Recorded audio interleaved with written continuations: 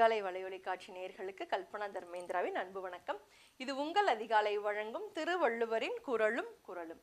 இன்னைக்கு நம்ம அறத்துப்பால்ல துறவரவியல்ல அருளுடைமை அப்படின்ற 25வது அதிகாரம் பார்த்துட்டு இருக்கோம். இதுல 246வது குரல் பார்க்கிறோம். இந்த குரல், பொருள் நீக்கி பொச்சாந்தார் என்பர் அருள் நீக்கி அல்லவை செய்தொழுகுவார்.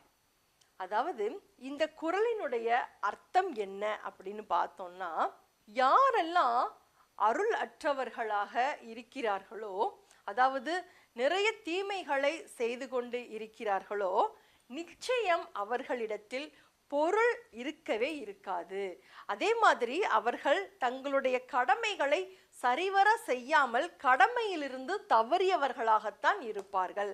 ஆக எப்பவுமே ஒருவர் அருள் உடையவராக இல்லை அப்படின்னா, இந்த நிறைந்த செல்வமும் சரி, நிறை புகழும் சரி, இன்பமும் சரி, இது எதுவுமே அவரிடத்தில் இருக்காது. ஏனென்றால் அவர் தன் கடமையில் ஒழுங்காக செய்ய மாட்டார். அப்படின்றதான் திருவள்ளுவர் இந்த குறள்ல ரொம்பவே அழகா சொல்லியிருக்காரு.